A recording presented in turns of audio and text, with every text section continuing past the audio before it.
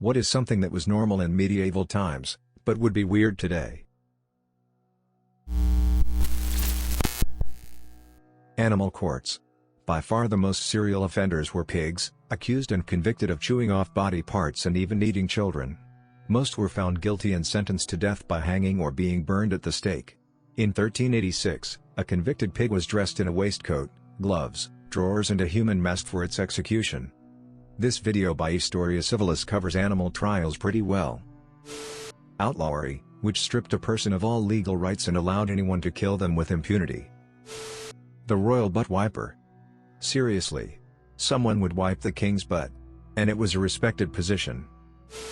Having rules about what colors and what type of clothing and hats you could wear, based on your occupation or social level. Sleeping with your entire family in one bed. Or if you are a king, sleeping in the same bed with a rival king to cement your friendship and respect for each other, as brothers. Privacy was just not really a thing in the Middle Ages. Edit: I came at this with a pretty Western perspective obviously. Many families around the world still sleep together in the same bed or space. However, in modern Western culture, it isn't considered as normal as it would have been in previous centuries. Fight instead of divorce. Why waste time on courts and child support? In medieval Germany, if a husband and wife reached a dead end on some important issue, they entered the ring. The rules, of course, equalized the forces of men and women. In the ring, the man was in a hole, one hand was tied behind his back so that he could strike with only one hand. And the wife was given a bag of coal, with which she struck. Whoever wins the fight, inflicts serious injury or the defeated one asks for mercy, is, therefore, right in the dispute. Going to sleep as soon as it gets dark, waking up and hanging out with your family for a few hours in the middle of the night, and going back to bed until sunrise. Before the Industrial Revolution, sleeping habits were different. It changed because of street lights, working hours and such modern things, into a single 8-hour cycle. But in earlier times, you would go to bed at sundown, sleep 4 to 5 hours, wake up and maybe F your spouse or go shoot the crap with your neighbor for a couple hours, things that didn't require light, then go back to sleep for 3 to 4 more hours. There is some speculation that this sleeping pattern is more natural, and that this may have something to do with why some people have problems with insomnia. Note the speculation. A barber doing surgery. Just imagine a barber giving you the sickest fade while you get a radical prostatectomy or giving you a bob while performing a hysterectomy. It's like a great 2-for-1 deal. This was a love potion recipe from the 10th century. A woman will lay a cloth on the ground and cover it in grain.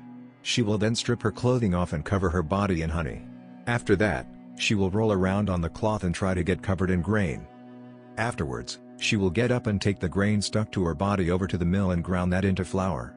She will then use that flour to bake bread and give it to her husband to eat. There was also another love potion that involves a wife presenting her naked butt to her husband who then rolls bread dough on it that will be turned into bread. Wearing cloaks. I don't understand why cloaks are amazing, we should bring cloaks back. Boiling fruit before you eat it. People in medieval times thought raw fruit was bad for you, so they boiled their fruit before eating it. Boiling removes vitamin C from fruit. This habit is thought to be one of the reasons why there were high rates of scurvy in medieval times. One of the symptoms of scurvy is hallucinations. Scurvy-induced hallucinations are thought to be one of the reasons why so many people in medieval times were documented to have had religious visions. LPD, if you want to see Jesus, stop ingesting vitamin C. Possible side effects include loss of teeth, bleeding gums, aforementioned hallucinations, suppression of immune system, and death.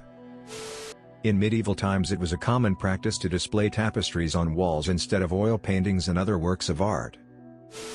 More horrifying than weird, but burning cats alive was a popular form of entertainment in medieval and early modern France.